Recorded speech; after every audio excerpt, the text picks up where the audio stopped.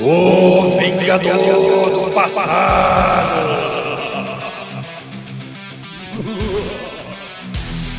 Sejam muito bem-vindos ao Vingador do Passado, o podcast que veio para reinar na cultura nerd.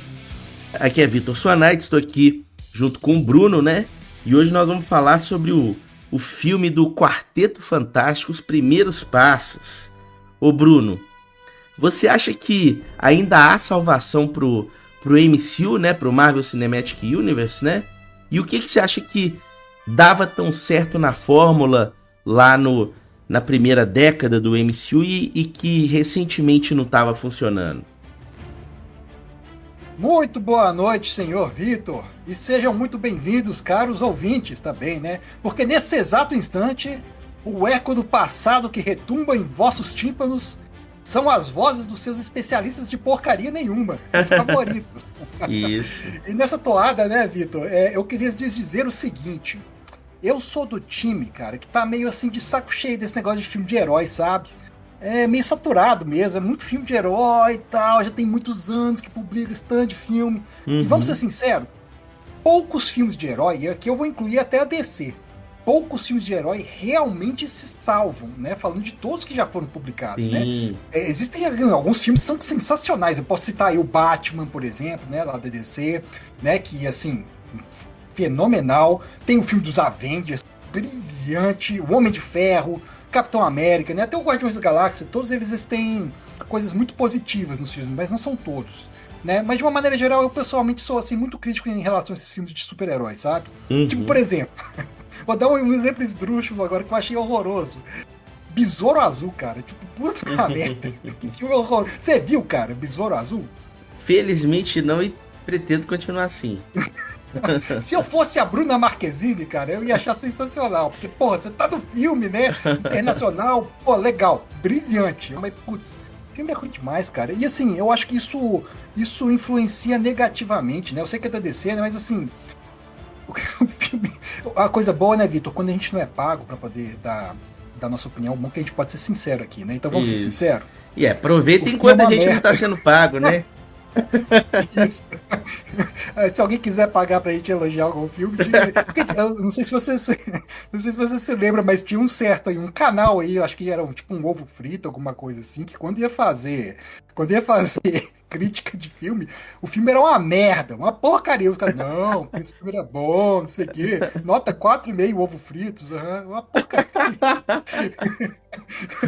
Né? Mas aqui, falando do Besouro Azul, cara, bosta de filme, né? Mas isso, por que eu tô falando isso? Porque isso contribui negativamente, né? Com aquela encheção de saco de você pensar, né, pô, meu Deus, saiu mais um filme de super-herói aí, né? Isso satura o mercado, né? De forma negativa, sabe? Porque falta carinho, cara, com o script. Falta fazer o negócio com boa vontade, bem feita. Vem aquele tanto de filme que precisa ser feito, parece que eles estão com pressa de entregar, sabe? E eu acho que isso tem um impacto muito ruim no mercado. Agora, a sua pergunta. O MCU tem salvação? Claro que tem. Só que vai precisar de muito esforço, né, cara? Exatamente por conta disso, eu acho. Primeiro, em relação a algumas cagadas que foram feitas, inclusive, nesse filme do Fantastic Four, hoje, que a gente vai falar aqui hoje, viu? É mesmo? Achei um filme bom? Achei um filme excelente, perfeito. Não, tem problemas, do meu ponto de vista, né? Vamos comentar aqui hoje. Entendi. Então, assim, segundo pela qualidade absurda, né, de títulos que estão assim, não necessariamente, né, se preocupar com a qualidade, que o pessoal sai correndo para poder fazer só a entrega do produto final por entregar, né? Por exemplo, eu assisti outro dia também, não sei se você assistiu, Vitor, dessa nova leva de filmes. O único que eu vi, eu acho, mais recente foi o Capitão América.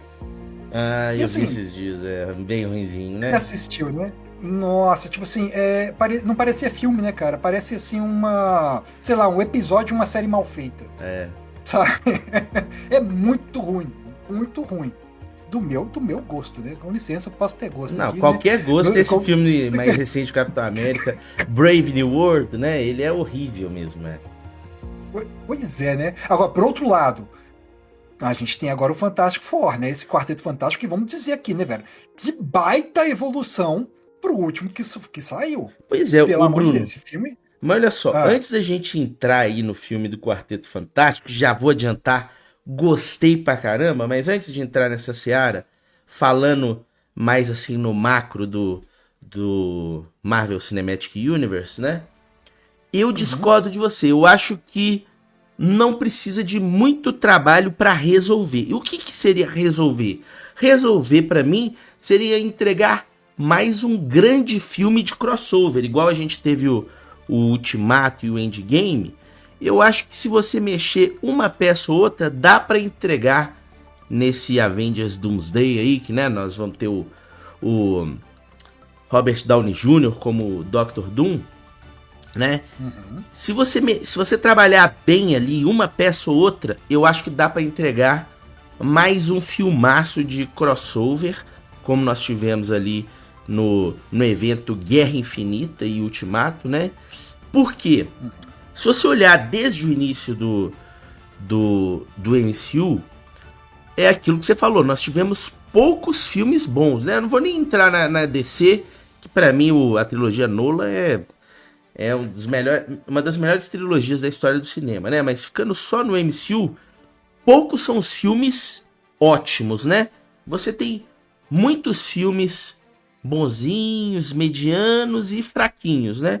Mas o que acontece? Quando você junta o todo, né? Que foi uma experiência que ninguém tinha feito antes no cinema, né? Nós tivemos, assim, ao longo de décadas e décadas, uma série longa de James Bond que se estende até hoje, mas é sempre uma sequência da outra, né?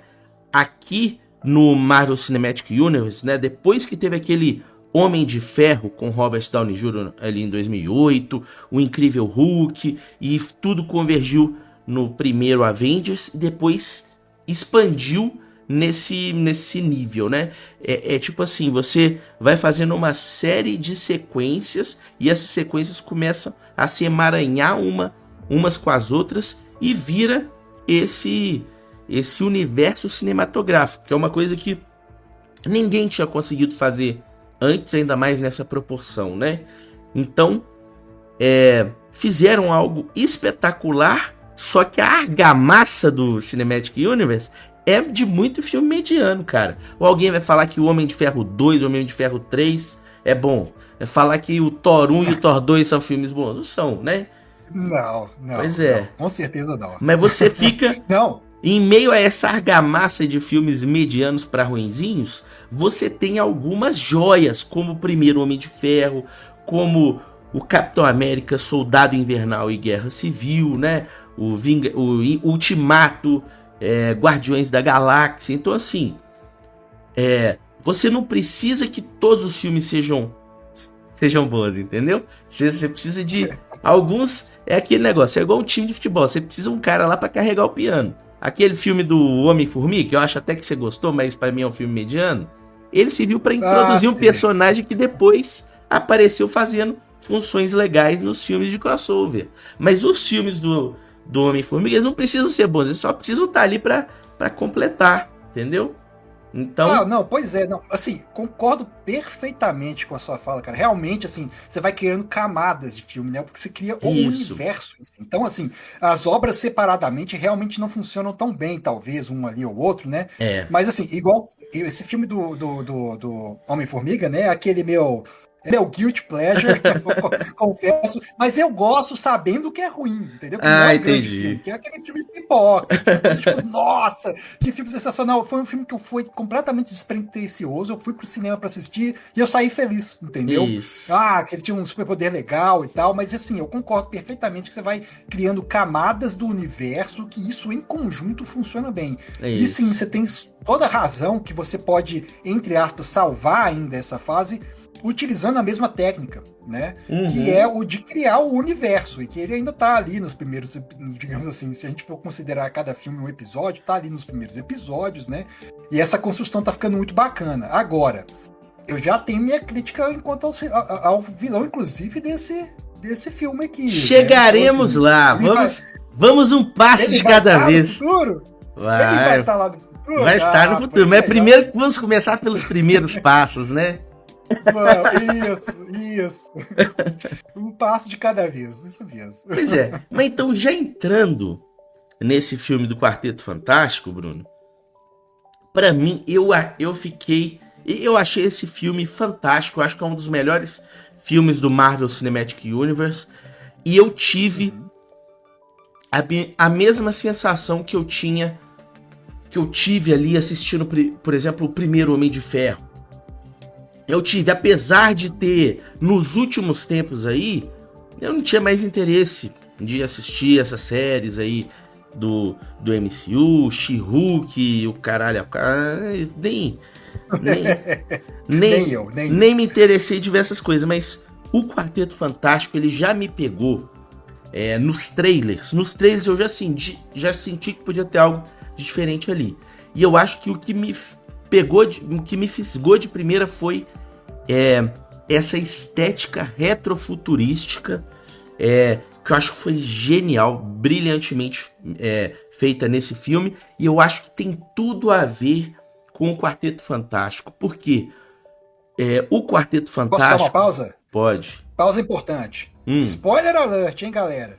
Spoiler alert. Isso aqui a gente tá comentando o filme inteiro, hein? Então, ó, fica de olho aí. Mas assim, nós vamos seguir em camadas de spoilers. Por enquanto, nós estamos na introdução do filme. Se você quiser saber só o início do filme, fica mais um pouco com a gente. Ainda dá tempo de você abandonar o barco mais pra frente. A gente fala quando a gente chegar no segundo ato do filme, né? Perfeito. Vamos falar desse design futurista brilhante aí, retrô. Por favor. O que eu acho? Já viu aqueles negócios? Essa obra é tão boa que ela é timeless, né? Ela não importa em qual tempo você veja, ela é brilhante, se adapta a qualquer tempo. Eu acho que tem um problema com as pessoas associarem essa atribuição de um filme, de uma obra timeless, com o fato dela ser boa. Eu acho que tem muitas obras boas que não são timeless, que elas dependem daquela época em que elas foram feitas para você apreciar. Ou seja, elas precisam do espírito do tempo de quando elas foram feitas ali. E tem outras obras que elas não precisam, que elas têm um conceito tão elementar que elas se encaixam em qualquer ponto que você estiver. E pode ser que tenha uma obra mediana que seja timeless também, porque ela está trabalhando com aquilo, né? Então, assim, eu não acho que são duas qualidades diferentes. Uma coisa é a obra ser boa, outra coisa é ela independer do tempo em que ela está sendo contada. O Quarteto Fantástico, eu acho que ele não é timeless, ele depende daquela era ali da década de 60, 70, que tinha a corrida espacial, aquele estilo de vida americano dessas décadas, né? Os avanços da ciência. Lembra os Jetsons, né, cara? Exatamente, lembra os Jetsons, né? Lembra essas várias histórias sci-fi, lembra Star Trek daquela época ali, né? Então, essa estética retrofuturística, eu acho que foi o elemento principal para finalmente eles conseguirem fazer um filme bom do Quarteto Fantástico. Porque eles já tinham tentado 2 vezes, tinham sido só filmes horrorosos, né? O que você acha disso aí? Nossa, não, eu acho sensacional, né, cara? O design futurista, ele é brilhante nesse filme, porque ele é limpo, né, cara? Exatamente o que eu tava lembrando dos Jetsons, é aquele futurista limpo, não ele não é decadente. Tanto é que tem um contraste quando eles entram na nave lá do vilão, né, que a gente ainda não sabe quem é. Que é assim, aquela tecnologia decadente, né, com os pedaços de metais apostos, uma névoa, né, cura, né, outro tipo de tecnologia, mas as naves da civilização ali, do design que é feito no filme dos heróis, ele é muito bonitinho, cara. Ele lembra demais aquele retrô. Isso. Cara, é lindo. Ele é limpo, lustrado. É tipo assim, dá aquela sensação de asséptico. A cidade inteira, também. Os carros andando na rua, aquele carro antigo que voa. Tipo assim, isso pra mim. Carro, não é? Pra mim é isso que era o principal elemento que faltou. Além, além disso, os outros filmes eram horrorosos, mas esse era um elemento que ainda te fazia ter total desconexão do Quarteto Fantástico, aquele mundo que eles colocaram ali, aquele mundo dos anos 2000, né? Então... E como que eles não usaram aquele robô programado com fita cassete antes lá, o Herbie? Como que eles não usaram aquele bicho antes nos outros filmes? Ele é brilhante, cara. Aquilo ali é sensacional. O personagem sozinho, sabe? E ele não é o ponto principal do filme. Isso que é interessante. Ele aparece ali, né, como um suporte, um personagem interessante, mas assim, ele dá um charme pro filme inacreditável, cara. Cara, é a eterna tentativa dos filmes de emularem o R2-D2, né? Esse é o R2-D2 do Quarteto Fantástico. Você tem toda a razão, tem toda a razão. E aqui, saindo só um pouquinho, né, falando dos filmes antigos, né, do Quarteto Fantástico, você acha que o Chris Evans, em algum dia ele se arrependeu de ter sido Tocha depois de ter virado o Capitão América, cara? Ou era tipo assim, uma fase dele, tipo assim, uma fase emo dele, assim, que ele considera alguma coisa assim? Não, cara, até porque ele... Talvez você não tenha visto, você não assistiu Deadpool e Wolverine, né? Assisti. Ah, pois é, lá ele reprisa o papel de Tocha Humana e ficou excelente, né? Sim, sim. Pois é, cara, mas aí esse cenário futurístico, assim, cara, do filme, pra mim foi fantástico, né? E o fato deles terem superado em praticamente tudo, né, do antigo filme, pra mim, assim, foi uma evolução sensacional, né? Essa questão do Chris Evans também. Eu acho que ele, até por conta das piadas que teve no outro filme lá, né, ele não se arrependeu nem um pouco, cara. Não, claro que não. E assim,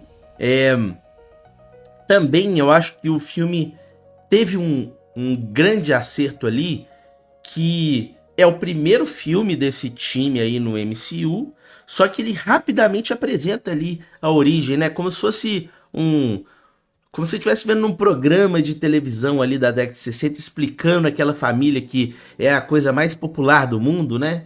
Daquele mundo deles lá. Vai explicando como eles surgiram, em flashes rápidos, vão mostrando como que eles já derrotaram vários inimigos ali, daqueles inimigos mais início de carreira deles, e já começa o filme, né, com um Quarteto Fantástico muito bem estabelecido, né? Então já é um Quarteto Fantástico que já tá no nível de experiência, assim, né, do Homem de Ferro e do Capitão América do MCU lá no Ultimato, que já tinham passado por vários desafios, né? Então, aqui você já tem um Quarteto Fantástico super casca grossa, né? Cada um deles, né? O Reed Richards já é um gênio absurdo. O tipo de tecnologia que ele inventa nesse filme são coisas, assim, absurdas, né? De tão poderosas. A Sue Storm também já tá muito confiante ali, já fez uma diplomacia com o inimigo, Topeira lá do... Esse não é a marmota, esse é o Topeira, né? Que fica lá. Esse é o Topeira. Por sinal, né, que tem a referência daquele filme lá, né, Os Incríveis. Filme sim. de animação sensacional, que também tem o Topeira, tem todas as referências lá, né? Eu lembrei na hora, né? Porque o Topeira é muito divertido também naquele filme. Só aparece na última cena, e quando aparece aqui também o Topeira, né? Eu falei, putz, realmente ele tinha que aparecer, cara. Ficou sensacional. Assim, na verdade, o Topeira, todos esses vilões que aparecem, já são vilões antigos do Quarteto. Sim. Na verdade, é Os Incríveis que faz referência ao Quarteto, né? Sim, não sei se ficou claro o que eu quis dizer, mas é exatamente isso. Exatamente isso. E eu gostei bastante, assim, todos os atores estão muito bem encaixados nos personagens, né? Eu acho que, assim, o melhor de todas, assim, a melhor sinergia do ator com o personagem, pra mim, é a Sue Storm, que ela tá fantástica nesse filme, né? Mas todos os outros também estão bons, né? O Pedro Pascal como Reed Richards, né? A atriz da Sue Storm, que eu não falei que o nome é a Vanessa Kirby, né? O Johnny Storm sendo interpretado pelo Joseph Quinn. E o Coisa, né? Ele é interpretado pelo Ebon Moss-Backrack, né? Então, eu achei que todos eles ficaram muito, muito bacanas e os personagens já começam com uma química muito interessante, né? Nesse negócio de... Como é que, Hã? como é que fala esse nome aí? Ah, não me faça repeti-lo, né? Mas Ebon Moss Backrack, né? Podia ser o nome do Backrack. vilão, né? Aham. Da Marvel. Mas, Ai, é muito bom. mas assim, a química deles funciona. Outra coisa também, né, pô? Um grupo de 4 super-heróis vivendo na mesma casa também só funciona nesse tipo de história de super-herói da década de 60, né? Então, assim, é muito legal, assim, a química deles, né? E cada um individualmente também encaixou, né? O que você achou aí dos personagens principais? Você tem algum comentário especial? Não, eu achei sensacional também a construção, foi bem interessante, porque assim, já deu um peso, né? Já mostrou lá a Sue Storm assim, se transformando. Não é que ela era uma diplomata, ela era assim, uma baita de uma política internacional, ela tem um peso aquele personagem, a representatividade, né? Que é algo que é Isso. explorado ao longo do filme depois também, né? E essa Uhum. introdução me lembrou muito aquele tipo de introdução dos filmes antigos de Super-Homem, que aparece ele salvando as pessoas e tal, Isso. fazendo piadinha. Assim, me lembrou demais, cara. E assim, ajudou demais a conectar rapidamente os personagens, porque obviamente muitas pessoas já conhecem, não querem ver de novo outro filme de, né, mostrando a história inicial dos personagens, né? Quer Ah, dizer, pelo amor de Deus, sim. vamos pular essa parte, né? Então, assim, isso eu acho que realmente ficou muito bem resolvido, né? Não, E uma ô coisa que eu Bruno, tava pensando. você pode Ah, falar, pode falar. pode falar, porque eu tenho uma pergunta muito séria pra te fazer Não, depois. pois é, o que eu tava falando é o seguinte. Esse filme do Quarteto Fantástico, eles conseguiram fazer um filme leve, um filme família, né? Assim, tranquilo, mas ao mesmo tempo sem aquelas piadinhas idiotas que todo filme da Marvel tinha que eu não aguentava mais, né? Não tem aquelas Hum, piadinhas idiotas. É um filme que tem aquela seriedade ali quando precisa nas cenas, eles discutem planos de ação elaborados e tal. E é um filme leve, mas ele não precisa ser um filme boboca, né? Então, como tava sendo o MCU há um bom tempo, né? Então, eu gostei muito do tom do filme, né? Mas o que você ia dizer? uhum. Não, eu só vou concordar com você antes que sim, né? Eu acho que é, ele tem piada, por isso ele é leve também. Você vê que ele consegue também trazer em momentos mais pesados Uhum. a um tom mais leve, até quando eles estão em um risco mais pesado. Então, assim, mas não é aquelas piadas forçadas, né? Então isso Isso. realmente ficou muito interessante. Agora, quando eles estão construindo ali os personagens, e quando eles estão ali, né, cozinhando e tudo mais, eu fiquei pensando assim, eu tinha uma pergunta pra te fazer muito séria, Vitor, né? Ah. Quando o Tocha Humana tava ali na cozinha, no começo, pra você, quais as chances dele queimar a rosca ali? Uai, Não eu deu, não acho deu aquele medinho disso acontecer pra você, não? deu um medinho e não só naquela cena, né? Porque do jeito que as coisas são hoje, já tinha gente cogitando de relação de tocha humana com coisa, eu tava com medo dele queimar a rosca mesmo. Mas Meu Deus do céu. ainda bem que não corremos esse risco. Tocha humana não queima a rosca, ele é o Johnny Storm clássico, né? Não Ele, procure no Google, não procure no Google relação Tocha Humana com coisa. mas é aquele Johnny Storm clássico, do jeito que a gente conhecia dos desenhos animados antigos, das HQs, né? Que ele é um cara mais mulherengo, assim, né? Mas, apesar disso, né? Não é uma coisa forçada também, porque todos ali são cientistas, né? Tipo assim, é uma família Uhum. de super cientistas que, por acaso, enquanto eles tiveram uma exploração, uma expedição no espaço, ocorreu um evento e todos eles voltaram com esses superpoderes, né? Então, todos eles são cientistas, isso é mostrado ao longo do filme todo. Todo mundo ali tem um feito bacana, assim, né? Então, achei muito bacana como eles fizeram isso no filme. Sim, eu concordo, né? Porque, todos eles, no mínimo, são pilotos, né? Astronautas, cara. Então, assim, É, no mínimo, eles têm que ser cientistas muito competentes para estar fazendo ali aquele papel, né? De viagens ao espaço que eles vão fazer muito em breve aqui na nossa é. conversa. Não, E assim, todo mundo são cientistas muito bem qualificados e tal, mas é claro que tem um super cientista que é o Reed Richards que faz umas coisas insanas. E os outros ficam esperando isso, mas cada um tem o seu ponto de brilhar, né? O Coisa, mais pra frente eles vão falar que ele é o melhor piloto entre eles. O Johnny Storm também conhece muito de ciência, né? Isso é mostrado depois. A Sue Storm tem mais essa relevância, assim, diplomática, de lidar com outras pessoas e negociar coisa séria mesmo, né? E o Reed Richards ali, o líder intelectual, né? O mega gênio. E assim, ele é muito mais gênio do que o Tony Stark, né? Se mostrou no resto do MCU. É uma coisa insana. Tipo assim, já mostra ali em algum momento que ele já inventou a tecnologia de teletransporte, já é coisa banal pra ele, né? Eles viajam de foguete pelo espaço, cara. Tipo assim, eles viajam numa velocidade acima da velocidade da luz, que eles vão criando um wormhole em volta do foguete para poder viajar para outros sistemas solares. É um nível de tecnologia insano, né? Então, assim... E o cara, né, ele tem que cuidar também, por exemplo, do pobre coitado do Coisa, né, cara? Como é que o cara vai conseguir viver assim, né? Pô, porque tem que ter muita tecnologia mesmo, né? Por exemplo, sei lá, o cara, como é que ele usa uma cueca, né? É complicado, né? Tem que ter algumas coisas assim. Eu sei que ele cuida também da roupa dos pessoal e tudo mais, né?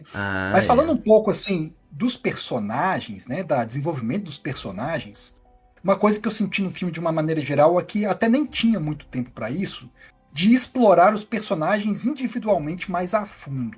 Isso eu senti um pouco de falta. É claro que tem essa questão deles serem cientistas, é mostrado cada um pouco mais a fundo, assim, mas não desenvolveu demais para mim. Eu senti um pouco de falta disso. Eu não sei se você concorda com essa minha opinião. Eu não concordo, Bruno. E olha só, eu até vi muita gente ao longo desse tempo, muita gente no YouTube, tem muita gente muito boa aí que comenta sobre filmes e séries que vão nessa linha aí do que você falou. Mas por que eu discordo? Porque assim, é claro, eles são um time são um quarteto, né? Então assim, todos eles são importantes e tem a premissa de que todos eles são protagonistas. Mas a realidade é que toda história precisa de ter um protagonista e os coadjuvantes que estão ali em volta. E às vezes tem coadjuvante que é quase tão importante, tá ali muito próximo do protagonista, né? Mas assim, eu acho que esse filme, como o tema principal dele é maternidade, e isso é o próximo tópico que a gente ia falar, né? Que a Sue Storm, ela tá grávida, né? Esperando o Franklin Richard, né? Que é um personagem famoso aí das HQs, né? O bebezinho dela com o Reed Richards. Então, como o tema principal do filme é maternidade, é natural que ela seja a protagonista do filme. E todos os outros, eles têm papéis muito importantes, mas eles estão ali orbitando como coadjuvantes de luxo. Acho que não foi demérito para nenhum deles. Todos eles têm um papel importante no filme. O Coisa tem partes sentimentais muito bacana dele indo lá no bairro judeu. Tem uma paixonite ali, uma moça que é uma professora e tal. E tem o dilema de que como ele é um monstro, né, ele não consegue se relacionar direito com as pessoas. E cada um deles tem o seu tempero ali. E eu acho positivo pra narrativa. Porque eu acho que os personagens, eles devem servir a história. E não a história servir aos personagens. Pra essa história, pra essa narrativa, o mais importante era você ter a Sue Storm como protagonista e os outros auxiliando. E aí quando você vier com próximos filmes do quarteto, pode ser que o protagonista maior seja o Reed Richards, em outro seja o Coisa, em outro seja o Tocha Humana, né? Então eu acho positivo, achei positivo esse equilíbrio que eles fizeram, esse equilíbrio desigual, né? Assim, no desigual no bom sentido, assim, desigual para servir ao plot, né? Então é por isso que eu discordo. Eu vou concordar com você nesse sentido mesmo, porque é quase como se eles tivessem escolhido ali um personagem protagonista, né? De fato. E mais do que isso, eu acho interessante, porque assim, nem ia ter tempo de tela muito para isso. Mas, por exemplo, né? A questão ali do Ben Green, né? Ele, cara, geralmente esse é o grande drama dele, né? O fato dele ter se tornado coisa, não conseguir se relacionar bem às coisas, sempre tem esse drama relacionado a ele. Mas assim, quanto tempo de tela você ia precisar para poder chegar mais a fundo naquele relacionamento? Eu acho que foi realmente assim. Não precisava também muito a fundo, se é que você me entende, né? Por isso que eu fiquei um pouco com essa sensação. Eu senti que poderia ter ido mais a fundo, mas realmente, se for parar para pensar, talvez isso estragasse de fato a linha principal da história, né? Exatamente. Você ia adicionar algumas dezenas de minutos ali para você explorar todos os personagens tanto quanto a Sue Storm foi explorada.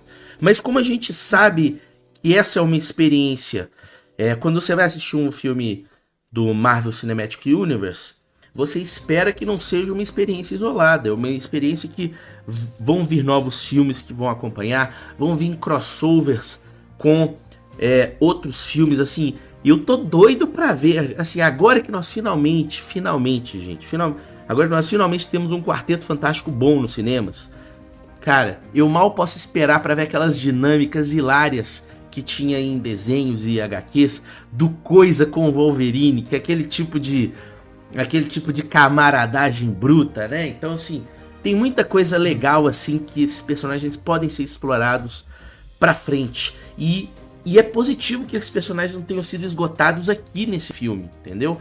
Então, eu acho que foi muito bom. Pra um primeiro filme, ele entregou muito. Porque, assim, é difícil você fazer a origem desse time e já colocar uma mega ameaça, como agora o alerta de spoiler é verdadeiro, vamos entrar no ato 2 aqui, né? Se você tiver interessado nesse filme, vá assistir aí no cinema, depois você volta, continua assistindo desse ponto aqui que a gente parou, mas... Então, e fazendo já uma consideração semifinal, né? Vai assistir porque vale a pena. Vale a pena. Sem nota e sem revisão final, mas vale a pena.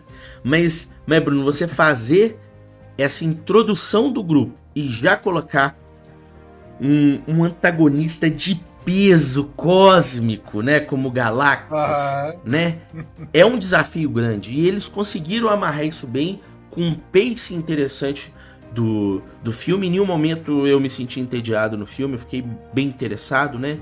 É claro que você que for assistir, aí nem adianta mais, eu devia ter dado essa dica antes do aviso de spoiler, mas se você tiver continuado aí ainda, se você for assistir esse filme, você tem que entender que o Quarteto Fantástico, ele não é como outros grupos de super-heróis. Cada grupo de super-heróis tem o seu tempero. Então, você vê os X-Men, eles têm aquele tempero social, né? Da discussão do Homo sapiens contra o mutante, que é algo que aparece superior e gera medos na sociedade, receios e revanchismos também, né? Então, esse é o tempero do X-Men. O tempero do Quarteto Fantástico é você fazer uma história de super-herói que é muito sci-fi, e eu acho que eles fizeram isso muito bem. Você não acha, não?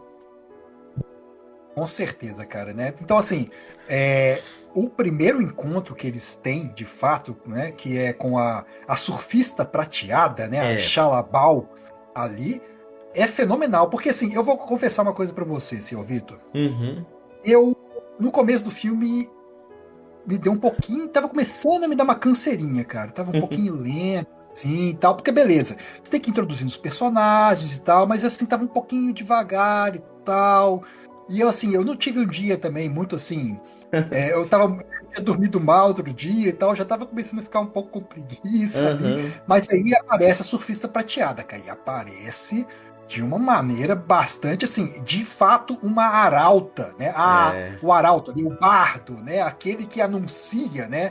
A chegada do devorador de mundos. O arauto do apocalipse, né?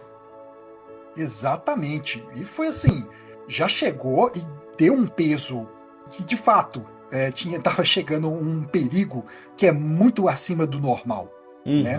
E como eles constroem, a forma como eles vão fazer a caçada, esse embate ao Galactus que aparece ali, pra mim foi sensacional, porque exatamente explorou o começo da história. Né? Ficou bem amarrado. Ficou. E esse futurismo, né, mostrar. E aí que eu acho que começa a ficar muito sensacional a questão do futurista retrô com a exploração espacial. Sim. Deu muito aquela cara de Jornada nas Estrelas. Deu. Muito. Eu senti que eu realmente estava vendo um filme, quase como se eu estivesse assistindo a Jornada nas Estrelas, porque tem toda aquela imagética dos anos ali, do retrô, né, dos anos 60, 70 ali, e ao mesmo tempo, cara, em contraste, uma tecnologia ultra avançada, e eles começam a programar como que vai ser a perseguição ao Galactus. Cara, é sensacional, cara. O Reed Richards, ele calcula ali para onde que ela deve ter ido, né? E foi para vários outros sistemas solares depois disso, né?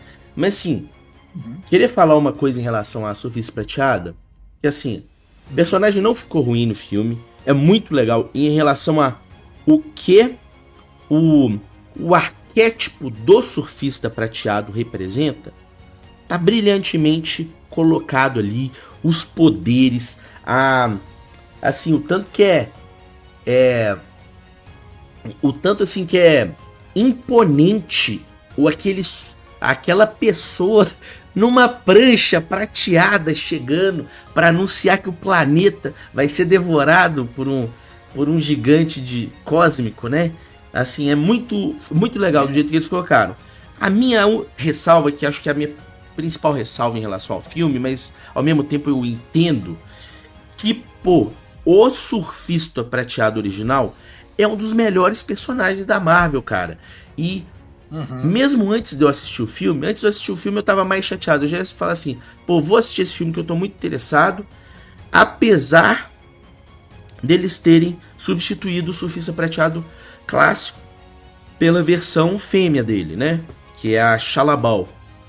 Mas assim, apesar disso... E é uma personagem que existe também, certo? Na história original, é o seguinte, o surfista prateado, ele vem de um outro planeta, tipo, como se fosse uma pessoa normal de um outro planeta e tal, né? E o Galactus foi destruir o planeta dele, e ele fez esse acordo para poupar o planeta dele, e ele iria se tornar o surfista prateado, se tornar o arauto do Galactus. E nesse outro planeta, antes dele se tornar o arauto, a amante dele, a namorada dele, ela era essa Shalabal. Então, assim, ela, nas histórias mais clássicas, ela não existe como o surfista prateado. Ela existe como essa namorada do surfista prateado, né? Antes dele se tornar o surfista prateado, quando ele era uma pessoa normal, né? Então, pelo que eu vi, também nunca vi essa personagem antes em lugar nenhum, nem desenho, nem HQ, mas pesquisando aqui eu vi, né, que em alguns universos alternativos, e a Marvel tem vários desses, ela se torna a surfista prateada ao invés do surfista prateado clássico, mas não no universo principal. Isso faz algum sentido, porque esse Quarteto Fantástico ele não está no mesmo universo do MCU clássico, não está naquele mesmo universo que a gente viu ali o Tony Stark, o Capitão América, né? Curiosidade, né? O planeta é a Terra 828. Você notou também isso, né? Sim, exatamente. Então não é o planeta Terra de fato, né? Então já tá mostrando que é um outro universo, digamos assim. Então eu tenho a esperança de que mais pra frente apareça o surfista prateado clássico, ele seja um dos personagens mais importantes do MCU, né? Mas é claro, esse foi um pouquinho da minha decepção com esse filme excelente, né? E pra eu dar o braço a torcer, a surfista prateado mulher, ela encaixa melhor nesse filme porque ela tem essa compatibilidade mais interessante com o Tocha Humana, né? Com o Johnny Storm. Então, encaixou bem ali. Apesar de eu ficar com vontade de não ter saciado, né, a minha vontade de ver ali o Surfista Prateado original, né? Ela encaixou muito bem na história. Né? É, o clássico, por que isso? Não, e os poderes que ela usou foram fantásticas nesse negócio. Ela viaja pelo universo numa prancha, velho. Isso é muito B10, cara. É muito B10, né? E a onda ela anda na onda de magma, né, cara? É sensacional. E eu achei outra coisa, cara. A caracterização e os efeitos especiais utilizados também para personagem ficaram muito bons, cara. Nossa, legal, cara. Ficou muito bem resolvido, sabe? Eu achei que assim, também a atriz que foi escolhida, ela foi bem escolhida também para esse filme, sabe? Encaixou bem. Sim, eu concordo com você que né, não é o personagem clássico, mas realmente eu acho que agregou o fato dela ser porque encaixou bem na história, né? Ela tem ali aquele momento, né, com o Johnny Storm, né? Logo no primeiro contato que eles têm, quando a Surfista Prateada chega na Terra, e quando ela tá fugindo depois de ser, né, de dar o recado do Arauto, do Devorador de Mundos, o Tocha Humana segue em perseguição a ela. E quando ele encontra com ela, lá quase no universo, né, fora da camada de ozônio, ali, chegando ali para fora da estratosfera do planeta, ela fala com ele em um idioma alienígena, né, que ele vai descobrir depois o significado. Mas ali você já vê que começa a ter um contato entre os dois que é mais profundo do que simplesmente ali, né, aquela conversa de vilão e herói. Porque, né? O que acontece? O que acontece, Bruno? Se fosse o Surfista Prateado clássico ali, essa interação teria que ser feita com a Sue Storm. Mas a Sue Storm, nesse filme, ela tá num outro arco que não daria. Então, ficou mais amarrado com o Johnny Storm mesmo, né? Então, assim, eu achei assim, eu dou o braço a torcer, encaixou melhor no filme desse jeito, né? Concordo. Mas aí, eu acho assim que também foi aproveitado também porque o Johnny Storm ele precisava de um arco também. Precisava. Eu achei que sem isso ele não teria muito o que ser explorado no filme. Eu acho que foi um excelente arco que foi acrescentado a ele. Não a Surfista Prateada. É verdade. E mais pra frente, né, no MCU, né, em futuros filmes, já vai criar um elo muito interessante do Tocha Humana quando ele encontrar o Surfista Prateado clássico, né? Então, mas assim, um outro tipo, né? Tipo assim, uma coisa meio de amizade, né? Peraí, mas ele vai encontrar? Você já tá carimbando isso aí? Ah, é claro que vai, Bruno.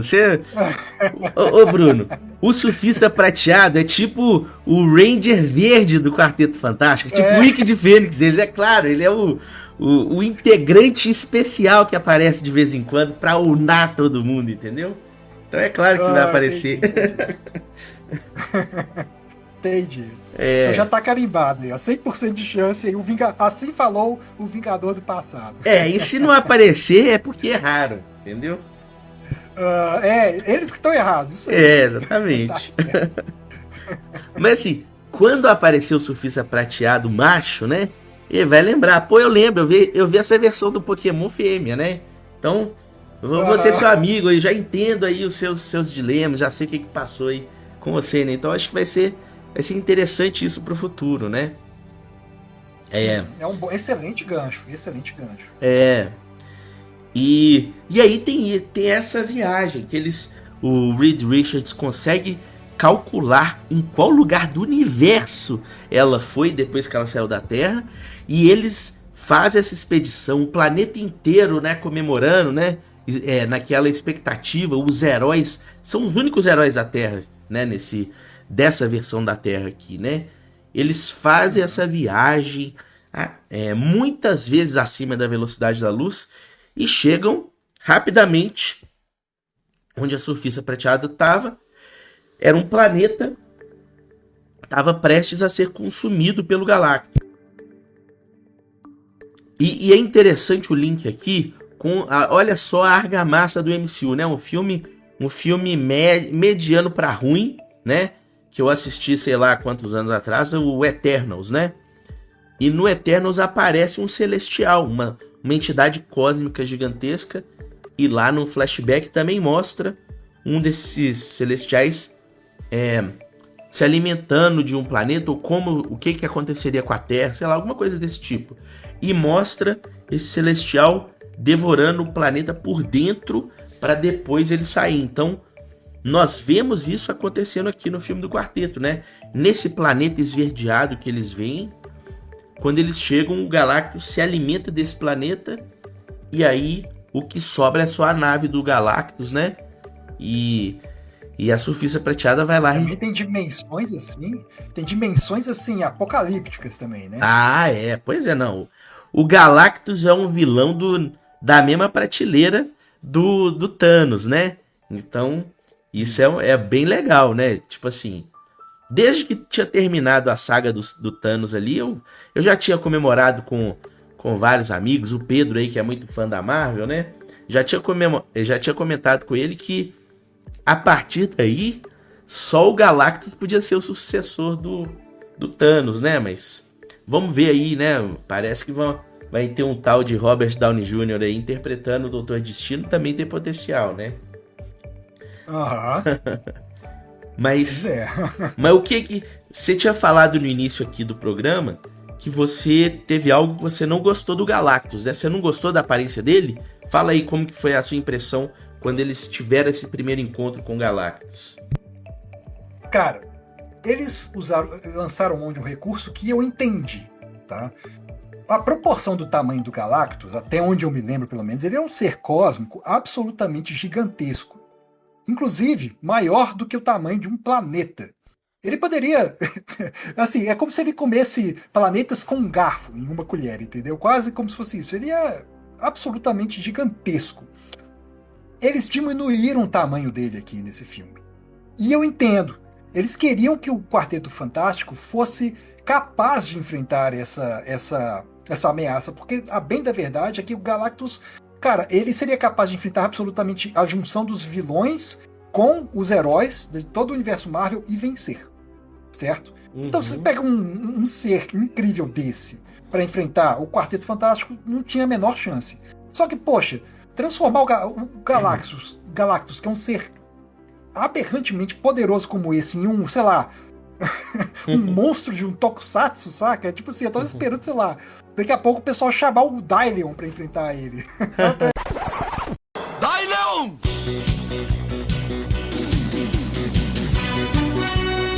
Se ele enfrentasse o Dylion, dava luta, viu, cara? Eu acho que dava briga de boa.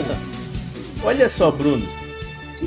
Isso me incomodou um pouco, sabe? Porque eu quero ver o que eles vão fazer no futuro para colocar o Galactus realmente, se o Galactus for se transformar na grande ameaça que está por vir do futuro nos últimos filmes. Mas assim, a primeira impressão minha foi abaixo. Olha só, Bruno. Eu também não sou nenhum nerdaço de quadrinhos, né? Quadrinhos americanos. Não, né? Mas eu tenho a impressão de que o Galactus ele pode aumentar e diminuir de tamanho de acordo com várias circunstâncias.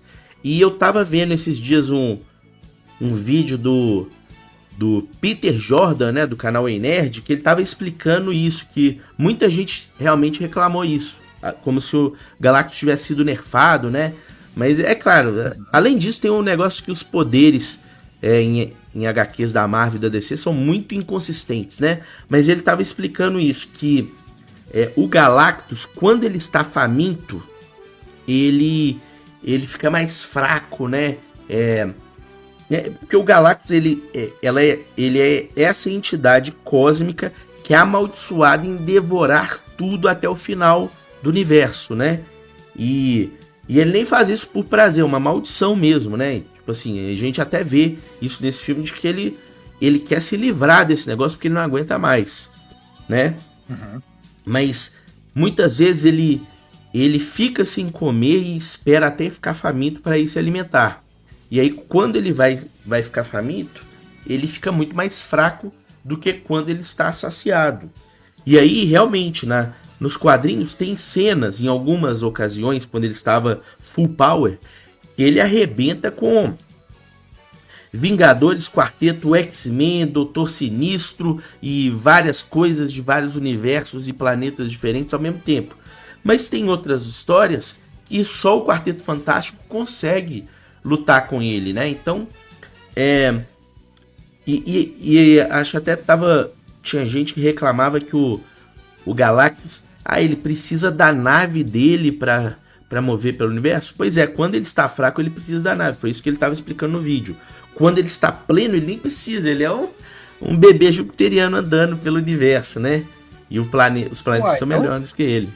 Então esse tal de nerd não sabe de nada, então já começa com um furo aí. Então, pô, o cara acabou de engolir um planeta, caramba. Não, mas esse aí foi o tira-gosto, né? Ele comeu uma azeitonazinha, entendeu? Entendi. Pra matar a fome ali tinha que ser uns 10 planetas, entendi. Foi só uma... foi uma boquinha. Aquele planeta foi uma boquinha. Foi aperitivo, entendeu? Tá explicado. Um canapé. Meu, vi essa explicação. Se é verdade ou não, eu não sei, mas eu tô acreditando, entendeu? E funciona. Pelo menos eu já tinha essa impressão anterior de que o Galactus ele diminuía e crescia de tamanho, não sei por qual motivo, não sei se era a vontade dele, né? Essa impressão, mas eu vi essa explicação e me pareceu fazer bem sentido, né? Até porque o Galactus nesse filme, você vê ele falando da maldição dele e na mesma hora ele já detecta o Franklin Richard na barriga da Sue Storm e ele fala, tá bom, eu vou fazer um acordo com vocês. Vocês me entregam esse bebê e eu não como a terra, né? Aí ele questiona, pô, mas por que você vai querer o nosso bebê? Até nós nunca vamos entregar ele. Ele fala assim, porque eu tô vendo, essa criança aí, ela tem um poder cósmico insano e ela tem o potencial de assumir o meu trono aqui, de ser o novo devorador de mundo, e aí eu vou ficar tranquilo, vou me livrar dessa maldição, né? Então, eu achei bem interessante, tipo assim, é um tema com vários subtextos aí, né? Uma coisa que eu associo diretamente a esse pedido de sacrifício do Galactus, lembra aquela lenda da Bíblia lá daquela divindade pagã, o Moloch, né? Do Vale de Gehenna, que ele... as mães tinham que sacrificar os próprios filhos, né? Os bebês, né? Em frente a esse ídolo, né? E até tem um paralelo, porque o Galactus ele tem aquele capacete dele, tem uma parte assim que parecem chifres no lado, né? Então é uma coisa bem simbólica, né? Assim, agora o que você falou é quase que um sacrifício ao vulcão também, né? Que é uma lenda muito famosa. E ele tem toda essa questão ali do vulcão ali, do fogo ali presente, né? Exatamente. Isso é bem verdade. É assim uma proposta monstruosa que é apresentada diante de pai e mãe ali, né? Então, é muito interessante. Eu acho muito, muito forte e eu acho muito bonito a forma como a Sue Storm e o Reed Richards se apegaram ao amor, ao filho deles que nem tinha nascido ainda, né? Então, eu achei, assim, muito bacana esse tema central do filme de maternidade, né? Dá um peso, uma carga emocional e simbólica enorme aqui para esse filme a partir dessa parte, né? Eu confesso assim que sim, foi uma excelente sacada para poder juntar toda a história, ficou muito bem feito, né? Só não me convenceu muito a volta para eles lá depois, né? Porque esse primeiro embate que eles têm, né, com o Galactus, é muito bacana. O que acontece, né? Já dando aqui o spoiler, né? Eles vão lá para poder negociar com o Galactus. Eles estão querendo salvar a Terra. Eles não necessariamente precisam batalhar com ele para poder, né, vencer, salvar a Terra. E é isso que aí o Vitor comentou, né? Que ele faz essa proposta. Então me entregue o Franklin, né? Que eu poupo a Terra. Ao que eles falam, não, né? Eles simplesmente se negam a aceitar isso. Quando eles se negam, começa o embate com o Galactus, né? E é uma fuga muito bacana, cara. Muito bacana. Nossa, é animal. Não é? Essa batalha é sensacional. Eu acho que é a melhor batalha, é a melhor sequência do filme. Não, cara, eu vou te Não falar. sei se você concorda comigo. Eu vou falar uma coisa. Essa sequência de. Porque depois que eles escapam ali do Galactus, a Surfista Prateada sai caçando eles, né? Pra mim, Sim.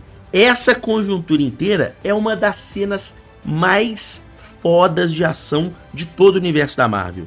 É muito do caralho. E nós vamos entrar nos pontos aqui, porque eu acho que essa cena merece ser digerida passo a passo, né? Como um bom Galactus, né? De planeta. Vamos por partes aqui também. Um pedacinho de cada vez. Como diria Jack Stripador, vamos por partes. Isso. Então, assim, eu não me lembro exatamente. Você assistiu ontem o filme, né? Eu assisti na semana passada, mas eu não lembro o início ali, como que eles fazem para se desvencilhar do Galactus e como que eles fazem para conseguir chegar na nave. Eu acho que a Sue Storm usa o poder de invisibilidade, né? Alguma coisa desse tipo. É uma combinação, eles se juntam, né? É uma combinação entre. Eles se dividem entre lutar com a Surfista Prateada, né? A Shalla-Bal, e correr do Galactus.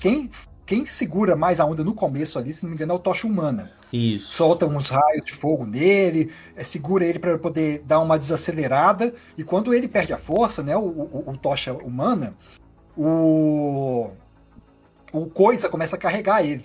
Enquanto eles correm. Porque no meio desse tempo, a Su, cara, ela entra em parto, cara. Assim, é desesperador, né? Porque assim, eu acho que na hora, se não me engano, na hora que o Galactus, ele vem com os olhos gigantescos, assim, e olha pra ela, né? Bem próximo, assim, acho que é naquela hora, se não me engano, é que dá aquele despertar nela, ela começa a entrar em trabalho de parto. Isso. E essa fuga, ele tem esse extra, né, de drama.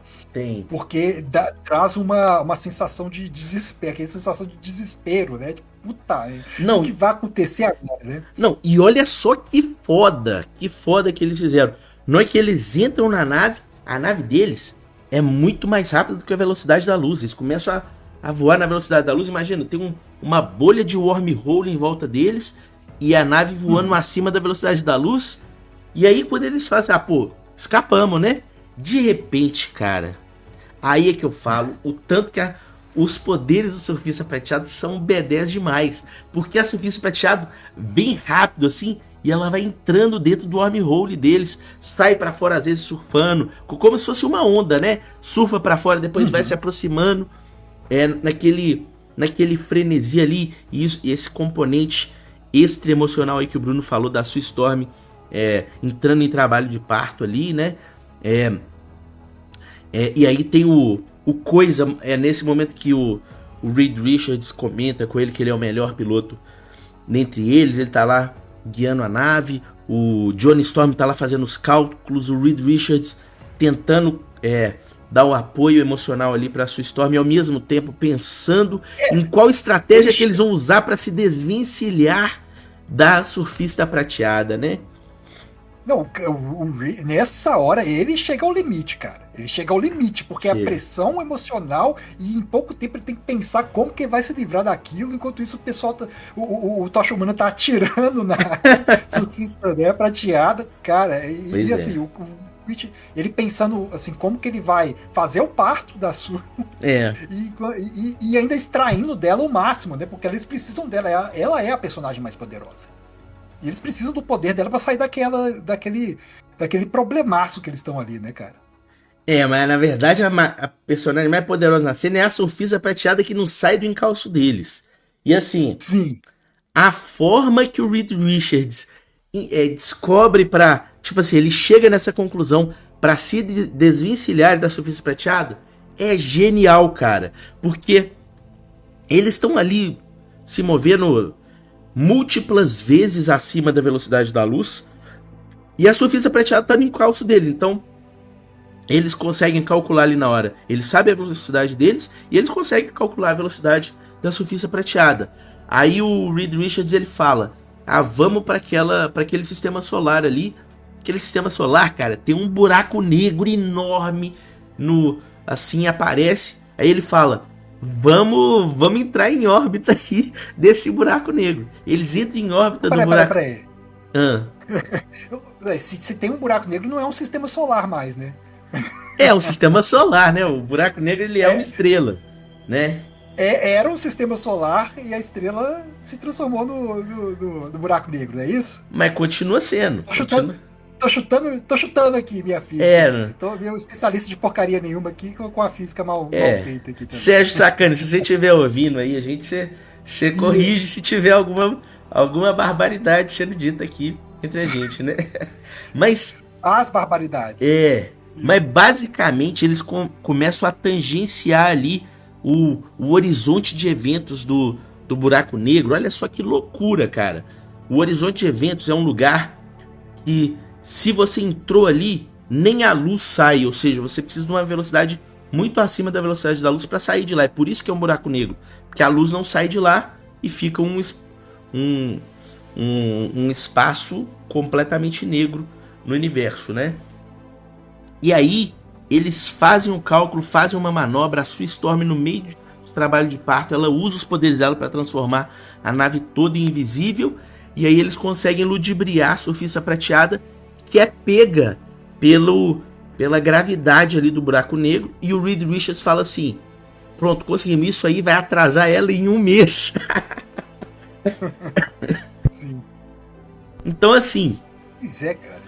Você que é fã aí de Cavaleiros do Zodíaco, de Dragon Ball, não fique chateado quando você vê na internet os fãs de Marvel e DC falando que vários personagens deles dariam um cacete no Goku, nos Cavaleiros de Ouro, porque, pô, olha a velocidade dessa Surfista Prateada. Ela é muito mais rápida do que o Aiolia de Leão, né? Então, assim, é um nível de power level aqui insano. Não, aí é que tá, aí eu vou discordar. Vou discordar. Já vou jogar aí o elemento do caos, então. Jogue. Porque ela entra no wormhole. O fato dela estar no wormhole significa que ela ganha também os poderes da propriedade de estar viajando por lá. Não significa que ela ultrapassou a velocidade da luz. Não, Bruno, ela ultrapassou. Porque ela alcançou eles quando eles já estavam viajando em wormhole. Ou seja, ela, sem pegar carona no wormhole deles, ela tem velocidade para chegar neles e entrar. Então, ou seja, ela é mais rápida do que a nave deles. Entendeu? Não é o que eu tinha entendido, não. Porque se isso fosse verdade, ela já teria conseguido alcançá-los muito mais rápido, então.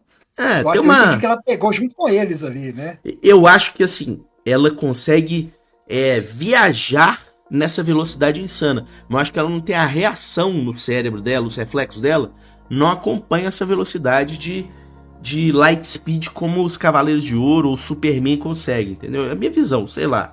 Mas o tanto que ela consegue viajar, tanto que ela saiu da Terra e foi para onde o Galactus estava sozinha, rapidaça, é só na prancha, entendeu, Bruno? Isso é verdade.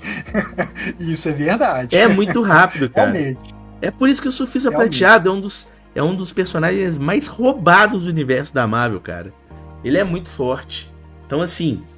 E depois que ela fica presa no buraco negro, cara, o Reed Richards fala, isso vai atrasar ela só 1 mês. Olha que coisa insana, era pra qualquer coisa, não sair nunca mais dali. Não, ela vai... Daqui a 1 mês ela consegue sair. É muito insano. Realmente. Realmente, eu não sei como que ela fez pra poder sair dali em 1 mês, chegar na nave do Galactus e ainda viajar todo esse espaço, né, junto com aquela nave, pra... realmente. Foi velocidade. É pura velocidade. É pura velocidade, porque a velocidade dela é múltiplas vezes acima da velocidade da luz quando ela tá viajando pelo espaço, né, pelo menos. Mas ela é muito rápida, cara.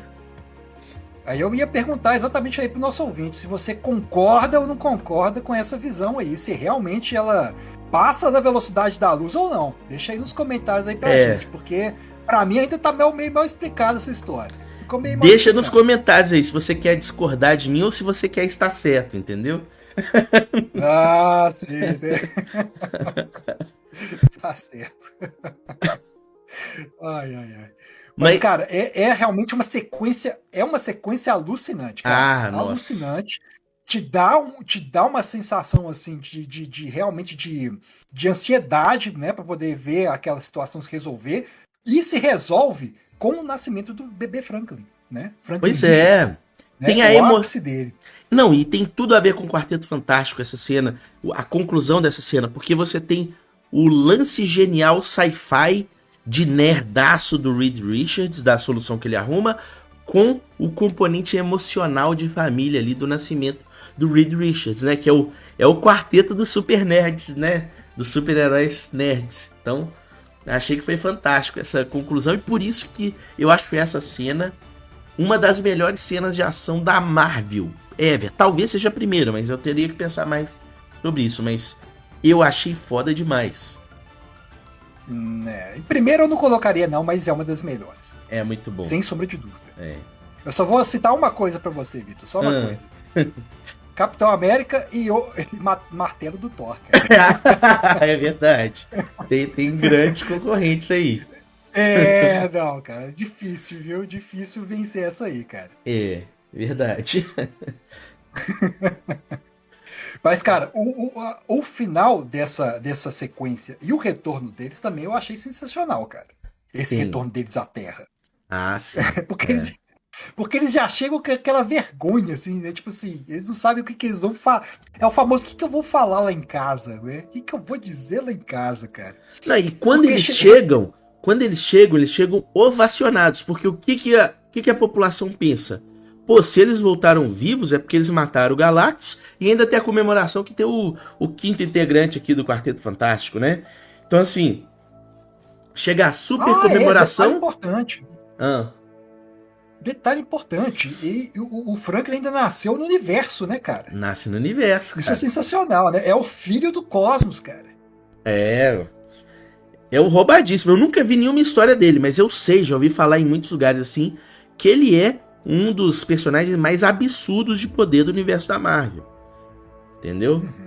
Se bobear, acho que no futuro aí, quando ele ficar grande, vai ser mais forte do que o Galactus e o Thanos juntos, né? Bom, vamos ver se vai ter história pra isso. Mas assim, aí eles voltam ali, tem uma coletiva de imprensa e o Reed Richards na praticidade ali do cientista, ele só responde. O pessoal pergunta, e aí, resolveram com o Galactus? Aí ele fala, não. O que isso quer dizer? Nós estamos a salvo? Ele fala, eu não sei. Aí eles falam, mas por que não conseguiu? Eles foi pedido um preço muito alto, o nosso filho. E aí começa um ponto mais pesado assim do filme, que é os heróis daquele planeta agora estão sendo achincoalhados pela maior parte da população, aí que falou assim, pô, que isso? Deixa de ser egoísta, oferece só o seu filho aí pra salvar todo mundo, ué. Por que você não faz isso, né? E é uma cena mais pesada pra eles ali, né? Nesse dilema. Eu achei sensacional. É um dilema sensacional, mas ao mesmo tempo, cara, depois eu tava pensando sobre isso, no final das contas, quem vai dar a palavra final mesmo são eles. Porque vamos dizer o seguinte, vamos supor que foi o que eles falaram, né? Que eles se negaram. Né? Não, nós vamos lutar pelo nosso filho. Quem é que vai falar contra? Eles são super poderosos, cara. Quantas vezes a Terra já foi salva por eles? E se alguém for contra, e eles realmente, assim, em um cenário que eles sejam completamente adamânticos, que estariam disponíveis até a lutar contra, eles, cara, se eles quisessem enfrentar a Terra, eles teriam condições de enfrentar tranquilamente. Então, se eles virarem e botar o pau na mesa e falar, eu vou defender meu filho e pronto, a palavra final é deles, né? Então, assim, mas ao mesmo tempo, é claro que tem toda uma questão, uma resolução poética, um pouco mais poética em relação a isso, mas o fato é que eu achei que no filme, no final, a aceitação do fato de que o Quarteto Fantástico ia defender a criança pelos habitantes da Terra foi muito fácil. Foi sim. Não sei se você vai concordar com isso. Concordo, já sei. O que você quer dizer sobre isso? Não, assim, foi clichê, foi aquele momento que eles estão sendo super pressionados, né? Os Quarteto Fantástico, eles moram num mega prédio, parece Lembra muito aquela torre do Tony Stark, né? Do Primeiros Vingadores, né? Mas eles moram e trabalham ali, né? E aí ficam multidões de pessoas protestando ali em volta do prédio, falando que eles são uma fraude, né? E aí, em um momento de noite ali, a Sue Storm, ela caminha, vai lá com o bebê, né? E faz um discurso, que é um discurso realmente emocionante, né? É tocante, sim, né? Você sempre, eu acho, por isso que eu acho assim, a Sue Storm, ela é a melhor personagem de filme, dramaticamente falando, né?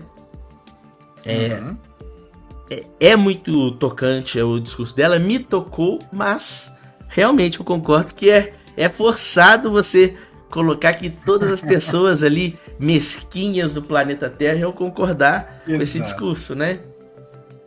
Exato, né? Com certeza ia ter uma reação que, poxa, não vamos ser hipócritas aqui e falar que se você tivesse uma situação dessa, você aceitaria tão facilmente assim, claro, né? Não vamos fazer nada, vocês não têm plano nenhum, vocês não têm força, vocês não sabem o que vocês estão enfrentando e nós vamos explodir a Terra, né? Mas também fica aí aquela questão, né? Qual que é o significado da vida? Eu acho que o discurso dela vem nesse sentido, né? O significado de família, o significado da vida, e traz muito essa questão mais forte da personagem, que é a questão dela ser política, né? E do fato dela ser diplomata e conseguir trazer essa questão. Sim, tudo bem, é meio vanilla, né? Tudo bem, mas ali no filme encaixou bem, né? Se eu fosse fazer algo mais realista, eu ia colocar um pessoal ainda muito contra eles. Se eu fosse fazer um script, eu ia ainda colocar uma resistência maior, mas por força de script, eu entendi que ali foi.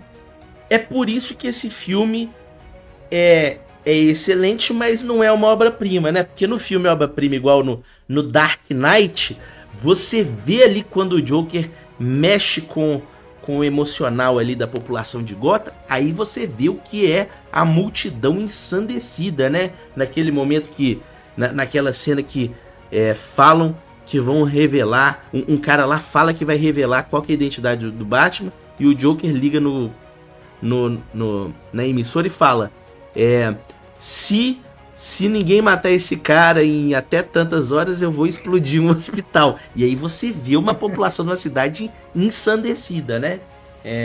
Aqui não, aqui realmente foi fácil, como você falou, né? Foi fácil o convencimento. Perfeito, muito obrigado. Excelente exemplo. Exatamente isso. Não é? Exatamente. Um louco ali, cara, fazia horrores, cara. Botasse um louquinho ali, putz grila, velho. Mas entendeu? Mas é uma fábula, né? Então, assim, é um filme fábula, digamos assim. E logo... Pra poder mostrar mandar essa mensagem. Exatamente. E logo depois ali, o Reed Richards, ele tem uma ideia insana, né? Mas parece que vai resolver. A ideia dele só funciona porque é numa história muito sci-fi. Que é, vamos teletransportar o planeta Terra para outro sistema solar. Claro, óbvio. Cara, você tem que abraçar o clima do filme, né? Pra poder entrar nele, porque senão, velho, se você for racionalizar demais, cara, tipo, tá bom. Você aceita a premissa, cara, e entra no filme. Isso. Né? E essa ideia é sensacional. Funciona. É brilhante. Pois é, como que aquela ideia de fazer a estética retrofuturística lá no final funciona para tantas outras coisas no filme, porque se fosse num mundo mais próximo do mundo real, já não funcionaria, essa ideia seria completamente esdrúxula. Mas como você tá preso ali naquela mentalidade de Jetsons, Star Trek, né? Então, faz todo sentido. Ele já inventou a tecnologia de teletransportar um ovo para esse lado, para outro lado da mesa. Ele só vai fazer isso em escala global, né? E teleportar o planeta para outro sistema solar. E aí conta com uma cooperação mundial. Todos os países do planeta se mobilizam, até Castor não, é Marmota, sei lá, o cara lá Subterrâneo. Topeira. Topeira, o Topeira. O Topeira ajuda lá pra... O Marmota, velho. O Marmota. Esse Marmota aí ajuda o pessoal a fixar as estruturas pelo mundo em pontos estratégicos. E tá tudo pronto para eles teletransportarem o planeta Terra para outro sistema solar. E aí vai demorar muito tempo até o Galactus encontrar eles de novo, né? Só que aí quando eles vão ativar o negócio, chega a Surfista Prateada lá e na velocidade da luz, dando 7,5 voltas na Terra por segundo, ela explode todas as estruturas do planeta, com exceção de uma, né? Que era de Nova York, na frente da torre deles, né? Fantástico, do Quarteto Fantástico. Seria uma solução muito fácil, né? Então você já sabia que ia dar errado. A grande verdade é que você já sabia que ia dar errado. Exatamente. Vai ser fácil demais. Tá, beleza. Eles conseguiram montar a estrutura e vão fugir e acaba o filme. Óbvio que não. Óbvio que não. E também tem todo um drama ali em relação ao bebê, né? Porque o Reed Richards ainda tem tipo assim, ele com a sua mente muito fria e calculista resolve utilizar o bebê como isca, né? Quer dizer, isso no segundo momento, né? Mas tem todo um drama em relação ali ao casal, né? Porque ele sempre tá pensando na pior possibilidade e em como que ele vai conseguir resolver os problemas, né? Uhum. E essa chegada da Surfista Prateada, cara, é sensacional. Nossa. Sensacional mesmo. Assim, eu tenho a sensação de quase que ela sozinha, se ela batalhasse ali, ela conseguiria lutar muito bem com o quarteto inteiro, você não acha não, cara? Não, conseguiria. Não tinha ninguém pra parar ela não, que isso. Ela era muito forte.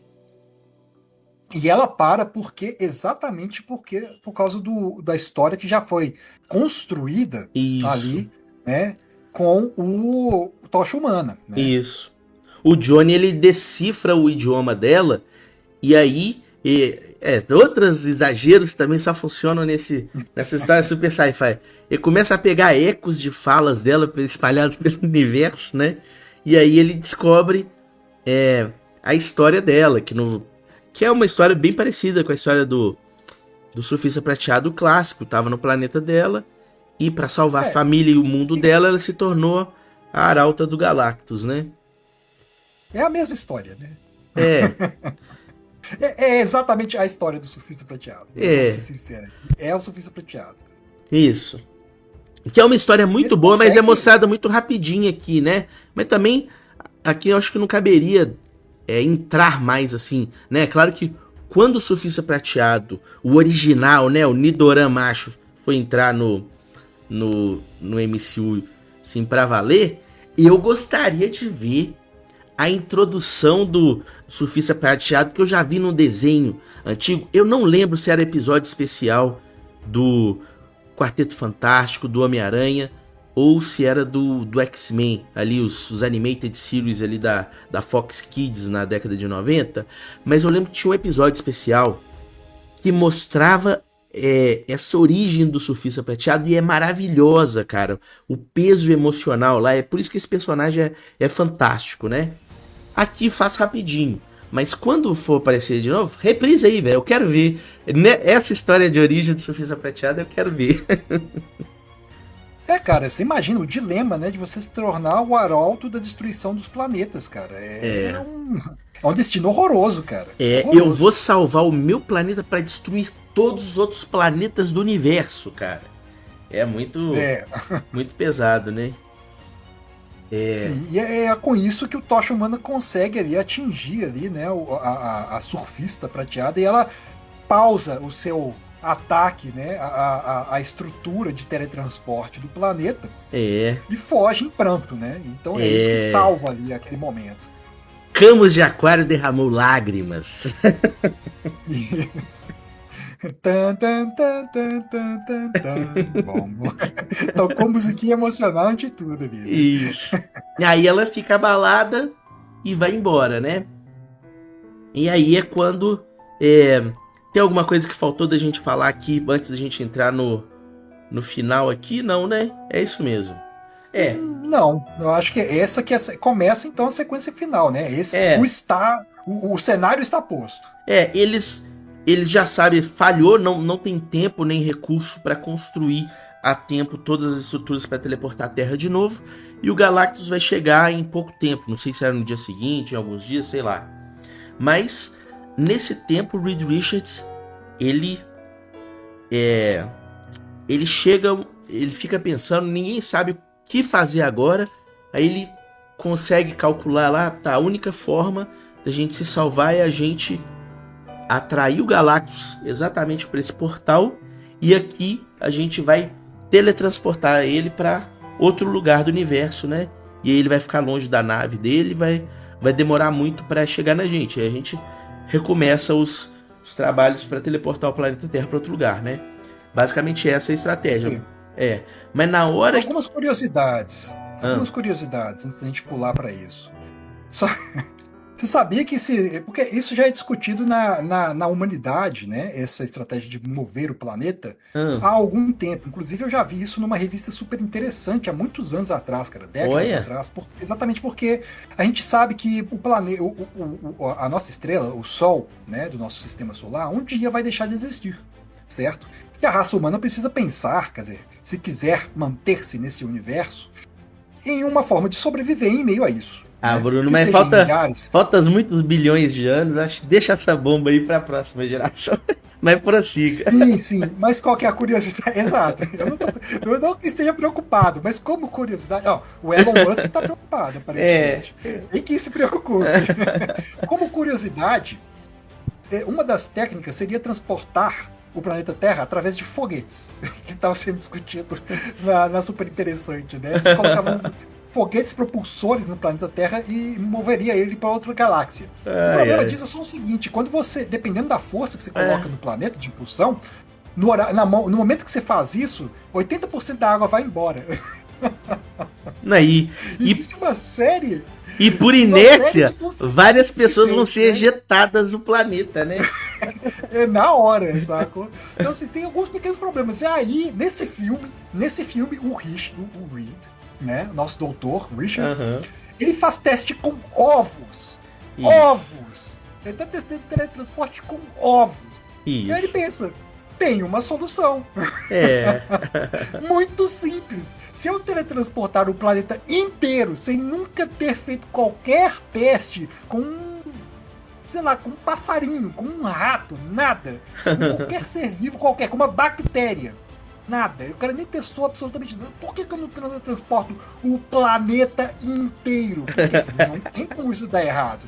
Isso porque a gente já sabe, né? Que tem determinados insetos e seres humanos que são assim, que surgem em determinados filmes, né? A Mosca, não sei se vocês já assistiram A Mosca, né, cara? Mas é mais ou menos por aí, né? Quando você tenta teletransportar determinados seres e você mistura uma mosca junto com um ser humano no meio de um teletransporte, alguns filmes de terror já saíram disso. Exatamente. Então, assim, eu acho que essa ideia dele... Não, e ainda tem aquela cena clássica do Spaceballs, que o cara vai teleportar pro outro lado da porta e ele vem com a parte de baixo da cintura dele virada ao contrário, né? Então a bunda dele tá pra frente. Isso é o menor dos problemas. Isso só deu um pouquinho errado, essa ideia brilhante que ele teve. Ai. Mas aí, enfim, a gente compra, né? Não, beleza, é só teletransportar com esse último aparato ficou de pé, o Galactus, e aí, para um lugar muito, muito distante. E aí tem uma cena muito boa que, cara, ele fala assim, nós só temos um problema, que eu não sei como que nós vamos fazer para atrair o Galactus para esse ponto aqui. E você vê, é uma interpretação muito boa do Pedro Pascal nessa hora, que você vê na face dele que ele já sabe o único jeito, mas ele não tem coragem de dizer, né? E aí todo mundo começa a quebrar a cabeça, lá o Johnny e o Coisa começam a... Uai, como que nós vamos fazer? Tô pensando aqui.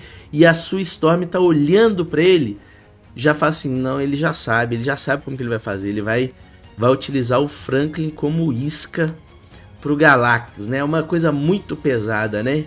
Então, assim, muito bem feita essa cena, né? Cara, eu vou ser muito sincero. Eu entendi a cena e tal, mas se você for parar pra pensar bem, parar pra pensar bem mesmo, eles não estão utilizando o bebê de isca, cara. Por um motivo muito simples. Eles têm que defender o bebê. É a única coisa que o Galactus tá lá pra poder fazer, cara. Então eles, na verdade, eles não têm outra opção senão defender o bebê, de alguma forma. Então não é como se eles estivessem utilizando ele de isca, é porque eles têm que chegar a uma estratégia pra poder vencer a batalha e salvar o bebê, né? Então, assim, mas coloca ele na linha de frente ali, sob risco, né? Então é uma coisa muito... Ele já tá em risco de qualquer forma, esse é o grande ponto. Não tem... O negócio é que não tem outra possibilidade, né? É aquele negócio que o Doutor Estranho chegou lá, só tem uma chance, essa era a única chance deles salvarem o planeta e o bebê também, né? Então é muito bacana. Nessa cena da carga dramática ali, né? E aí tem a cena final ali do Galactus. Tem uma coisa que quando chega, o Galactus ele chega... Igual você falou, chega igual o Godzilla, igual o Megazord, né? Cara, na praia. Eu critiquei, mas eu gostei da cena. Eu gostei. Mas é foda, cara. Por isso que eu imaginei o Dylan lutando com ele ali. Sensacional. Eu tenho uma censura só essa parte. O que acontece?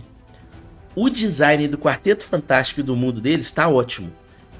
O Galactus, ele também tá muito legal com aquele capacete na forma dele. Mas eu achei que faltou uma coisa, cara. Eles deviam, ao invés de ele ficar com aquela armadura mais escura dele, devia ter exagerado, já que a estética do filme tá tão legal, bota aquele rosa brilhante que tem nas HQs, né?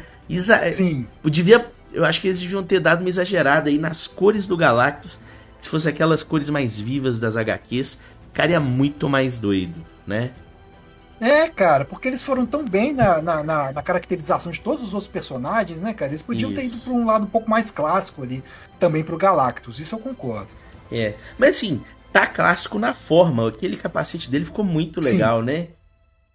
Mais clássico nas cores também, né? Nas cores, Mas tudo bem que eu entendo que também, assim, por um lado, se você exagerar demais na cor, fica um pouco difícil de você, assim, talvez, assim, pelo contraste, né, fica mais difícil de você perceber os personagens e tudo mais, mas ainda assim, dá aquela vontade de ver, né, aquelas cores mais clássicas mesmo do personagem, não tem jeito, cara. Não, naquelas HQs mais antigas, o Jack Kirby, né, que foi um dos criadores do Quarteto Fantástico junto com o Stan Lee, e aí tem aquelas cenas...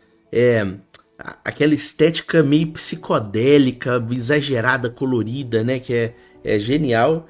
E a maior parte do filme tem essa estética muito bem representada. Eu acho que só nas cores do Galactus, né? Mas a forma dele tá excelente, a voz dele é imponente também, né? Ficou legal, muito melhor do que naquele filme antigo do Quarteto Fantástico. Não sei se você assistiu, que o Galactus era só uma nuvem assustadora no céu, né? Aqui não, aqui botaram um bebê jupiteriano. Não vi, não. Agora eu até fiquei curioso. Não, tipo não. o que? O sol do Teletubbies? É uma nuvem malvada gigantesca no céu, entendeu? Entendi. Não, aqui fizeram Galactus. E aí tem essa cena que eles fazem um estratagema ali, né? Que quando o Galactus tava chegando... Eles fazem alguma coisa pra ofuscar ele. E aí, rapidamente alguém tira o Franklin dali e ainda fica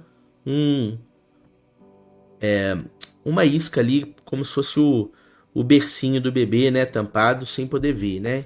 O que tá lá dentro. Só que o Galactus ele tem uma visão que ele vai escaneando tudo, ele enxerga, né? Então, quando ele tá a um passo de entrar ali na área do teletransporte, ele vê que o bercinho tá vazio e já vê do outro lado na torre onde que o bebê tá, né?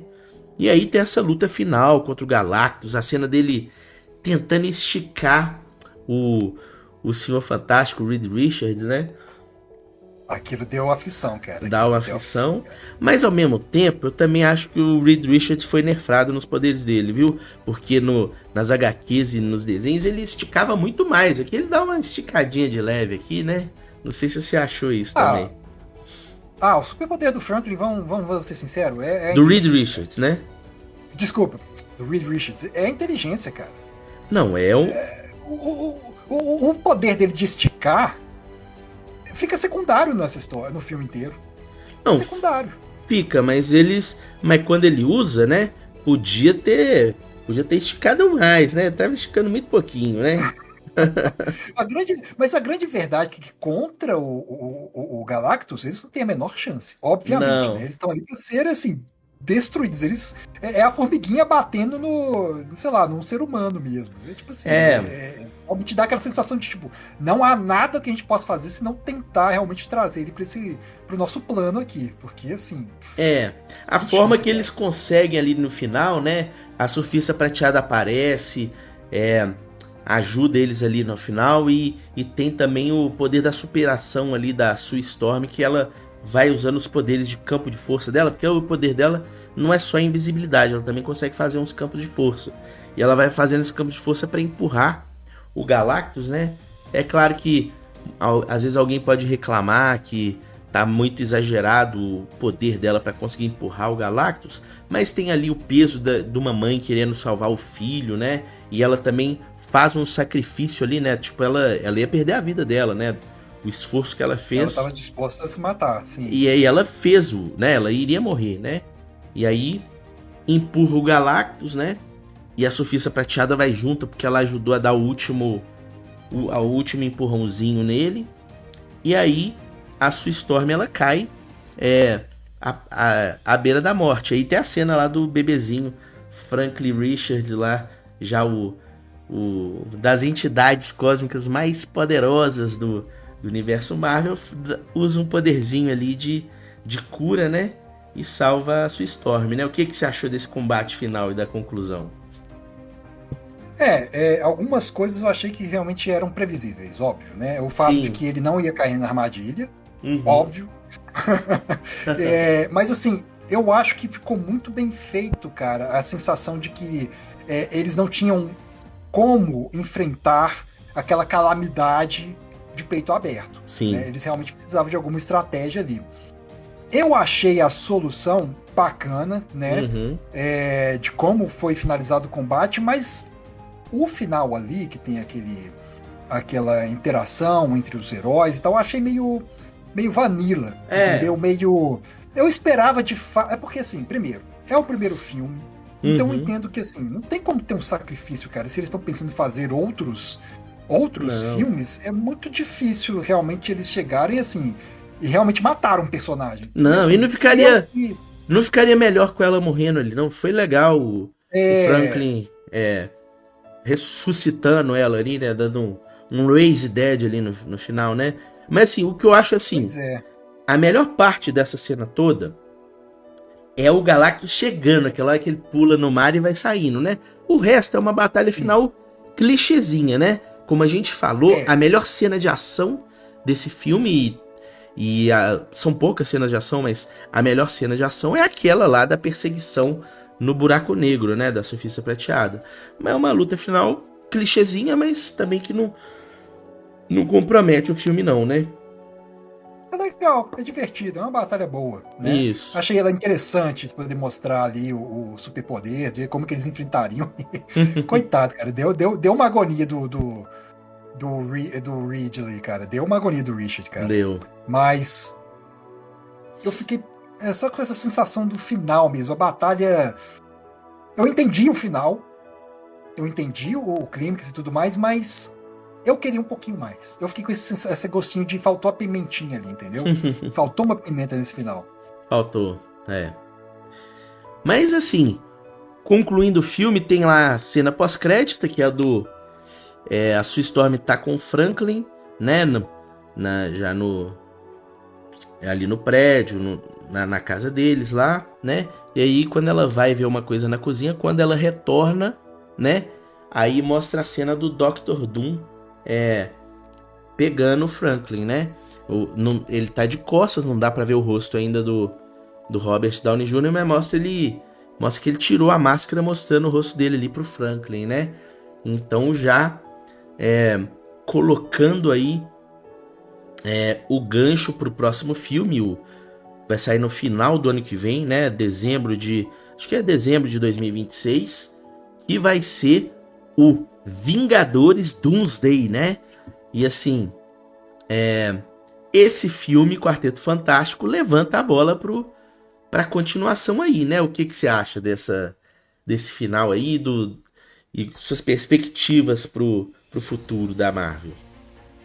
Ih, cara, essa aí eu vou ter que levantar a bola pra você, porque como eu já falei aqui, especialista aqui, eu não sou. Então, assim, eu também não vou me ficar me tentando fazer leitura do futuro, porque eu vou errar tudo com certeza. Eu gostei desse final, né? Eu sempre gosto dessas cenas finais, mas eu realmente não sei fazer uma leitura por conta de desconhecimento mesmo do universo Marvel mais a fundo, né? Agora, eu sei que o Dr. Doom é um personagem que precisa ser explorado, porque, poxa, ele é icônico, né? E até agora, né, realmente é um personagem que a Marvel estava devendo aí, né? Mas eu achei o final bem interessante, eu achei o gancho criado foi muito bom, né? Mas eu vou deixar essa análise futurística aí do futuro aí, porque eu sou o Vingador do passado, cara. Mas Entendi. o Vingador do futuro, eu vou deixar esse papel aí com você. O que você acha que tá aí por vir, cara? Uai, então com os poderes de Arnold Schwarzenegger, né? Vou encarnar o Vingador do Futuro por um pouquinho. Então vou ir fazendo uma pergunta, né? Como que você acha que o quarteto ele vai se encaixar aí nos Vingadores do futuro? Como é que você acha que vai ser isso aí? Então, depois que teve esse filme aí do quarteto, eu dei uma empolgada e eu assisti alguns filmes que eu já sabia que iam ser fracos, né? Mas das últimas levas aí foi até onde que eu fui ver pela primeira vez esse Capitão América Brave New World e peguei um outro que chama Thunderbolts, né? Não sei se você viu esse. Mas na cena pós-crédito desse Thunderbolts mostra essa nave do Quarteto Fantástico chegando no planeta Terra planeta Terra da Marvel normal, né? No universo normal da Marvel. O que pra mim tá claro, assim, minhas projeções é o seguinte: o Dr. Doom tá ali, ele vai sequestrar o Franklin, né? Ele não foi lá só pra conhecer o bebê, né? Então ele vai sequestrar o Franklin, e eu acho que de alguma forma ele vai fugir pro universo da Marvel normal. E aí o Quarteto Fantástico vai ter que ir atrás dele. E o que acontece? O Dr. Doom, ele é um vilão forte, mas ele não é do nível do Galactus, né? Ele é um vilão que o Quarteto Fantástico, né? É tipo assim, o Coringa do Quarteto Fantástico, entendeu? Ele sempre tá ali como vilão principal, mas do nível que o Quarteto Fantástico conseguiria vencer, né? O Dr. Doom em circunstâncias normais. Mas eu já ouvi falar aí, inclusive o Márcio, que teve aqui no episódio de X-Men, ele já me explicou dessa saga que tem nas HQs, que é a saga da Secret Wars. Já tiveram várias sagas da Secret Wars, mas essa última é o Dr. Doom, ele começa a pegar um poder de todos os multiversos. E aí começa a misturar todos os multiversos. E aí o Dr. Doom fica com um poder insano, tipo, talvez mais forte do que o Galactus, né? E eu acho que vai ser essa a toada aí do Avengers Doomsday. Não sei se já vai começar assim o filme dos Vingadores ou se ele vai alcançar esse poder absurdo ao final do filme do Vingadores Doomsday, né? Mas essa é a minha projeção. E a gente vai ver tudo que foi sendo construído até agora e até coisa pra trás, né? Misturando pra vencer esse super Dr. Doom, né? Eu acho que essa é a projeção. Ah, não, gostei, cara. Mas assim, é porque o pessoal também costuma confundir muito poder bruto com um vilão com um poder, assim, ardiloso, calculista, né? Porque às vezes um vilão calculista é muito mais perigoso do que um vilão poder brutão, assim, que não pensa no que tá fazendo, né? Então eu acho que esse tipo de história, pelo menos pra mim, é muito mais interessante quando você tem um vilão que trama contra os super-heróis, sabe? Pega eles no momento de fragilidade, né? Eu acho esse tipo de filme muito mais interessante do que você pegar uma força imparável, mas que assim, é só. Mas um pouco como o Galactus. Eu acho que esse tipo de vilão é muito mais interessante pra mim. Então, assim, se essa realmente for atuada, eu vou gostar bastante. Com certeza o Dr. Doom sempre é ardiloso, mas vai ser um cara mega manipulador, estrategista, até conhecedor de artes mágicas, né? Mas vai alcançar um poder insano. Mas eu acho que ele vai alcançar através sendo ardiloso, né? Se ele levar o Franklin, talvez o Franklin ele utilize o poder do Franklin para chegar nesse poder, né? Quem sabe, né? Uhum. Mas acho que é isso. É uma boa. E você, boa. Bruno? Vamos aqui para nossas considerações finais. Qual que é a nota que você dá para esse filme do Quarteto Fantástico? Mas você quer que eu comece? Pode começar. Então, lembrando aí para os nossos caros ouvintes, né, as nossas notas do Vingador do Passado são baseadas no Torneio das Trevas de Yu Hakusho. Isso. As notas a pior nota é a letra E e vai subindo até a letra A. E o último ranking, o melhor ranking é a letra S. Então a melhor nota é S, a segunda melhor A e a pior a letra E. E assim é a ordem um pouco estranha, eu sei, né? Mas a gente não vai aqui contestar o Torneio das Trevas de Yu Hakusho, cara. Isso é incontestável. Então vamos lá, né? Fazendo assim uma análise geral do filme, eu vou ser bem aberto aqui, né? Falar sinceramente o que eu achei do filme. O foco do filme não é a interpretação, né, dos atores. Eu achei a interpretação boa, né, deles. Isso. Não é nada assim fora do normal, então não é uma boa interpretação, mas esse também não é o foco, né? A questão do sacrifício, né, da história do sacrifício eu achei bastante interessante, mas acabou que teve assim um sacrifício metafórico, né? A mãe se sacrificando pelo filho, né? Mas no final sendo ressuscitada. Então, assim, não tem nenhum sacrifício literal de alguém realmente morrer no final das contas. Não, pelo menos ali dos personagens principais, né? Porque a gente não sabe exatamente o que aconteceu ali nos arredores. Apesar de que, não, se bem que, me desculpe, esqueci de que todo mundo foi retirado ali do local de batalha. Mas a verdade é que, de uma maneira geral, o que eu achei do filme é que ele é um bom filme, mas sem muitos pontos altos e sem muitos pontos baixos. Então ele é um pouco vanilla, ele é um pouco neutro. A questão da estética dele meio asséptica, futurista e limpa ajuda um pouco nisso, sabe? Então eu não saí do cinema assim ultra empolgado com o filme, eu saí feliz. Eu achei um bom filme, né? Tinha umas questões, por exemplo, também que foram tratadas no filme, que a gente não falou e não comentou, por exemplo, foi aquela questão bem no começo, quando eles vão ter o filho, né? A Sue com o Reed, que eles falam, não, nada vai mudar, vamos ter o filho, né? E nada vai mudar, a gente pode ter um filme encapetado, que é super poderoso, né? Mas a gente vai acontecer e tudo mais, e mais depois isso é trabalhado no filme, né? Quando ela tem o filho, ela fica desesperada, né? Oh meu Deus, tudo vai mudar, né? Esse menino que ele tá vindo é quase como um profeta, tá vendo aí, né? Um anticristo, é uma coisa assim, né?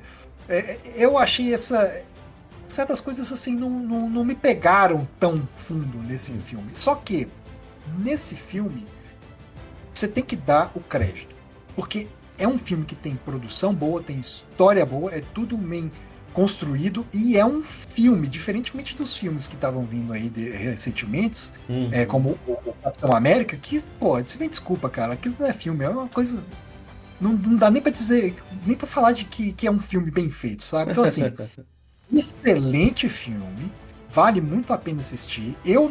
Para o meu gosto, eu não saí, assim, mega empolgado com o filme, mas eu saí muito satisfeito, certo? Principalmente com a cena, que é, assim, realmente essa cena de combate com o buraco negro ali, aquele combate é fenomenal. O outro ponto positivíssimo do filme é o robozinho, cara. Aquele. Que robozinho bem feito, cara. Que R2D2 bacana. Essa nova skin do R2D2, né? A nova skin do R2D2 é sensacional, cara. Eu achei fenomenal, muito bem feito. Eu adoro personagem, adoro esses filmes futuristas com robozinhos charmosos, cara. Ai, ai. Mas assim, a minha nota final, levando isso tudo em consideração, é um B+. Olha, B+. É um muito bom bem. filme, certo? Vale a pena assistir, mas não é um dos melhores filmes que eu já assisti, ou um filme que está muito acima das médias. Quer dizer, está acima das médias dos filmes de heróis, com certeza, né? Mas é um bom filme que vale a pena ser assistido. Olha aí, ué. B+, concordo com a nota, é exatamente a nota que eu tava aqui planejando dar também. B+, porque é isso, acho que é um dos melhores filmes individuais da Marvel, assim. Me lembrou muito da sensação que eu tive assistindo o primeiro Homem de Ferro. Claro que cada personagem tem os seus charmes, os seus estilos, né? Aqui o charme do Quarteto Fantástico era essa pegada mais sci-fi, e a estética retrofuturística contribui muito para tudo funcionar, né?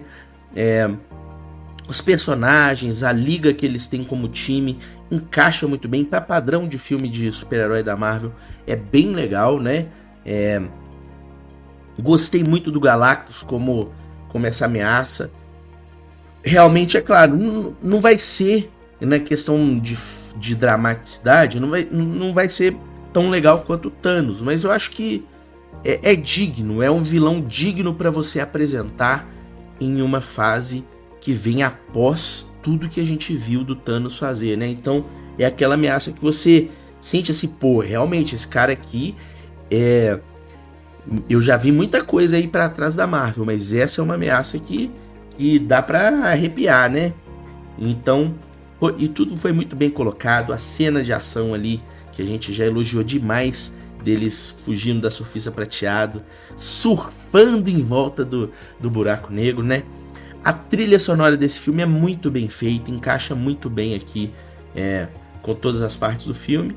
Então é isso, B+, e acho que está aí a chance do MCU se salvar da total perdição que ele estava seguindo. Tava rumando pro buraco, né? Tava rumando para a boca do Galactus, agora conseguiu dar um refresco aí, né? Conseguiu dar um respiro aí para poder fazer algo interessante. Acho que entregar um último canto do cisne aí nessa saga final do Doomsday, né?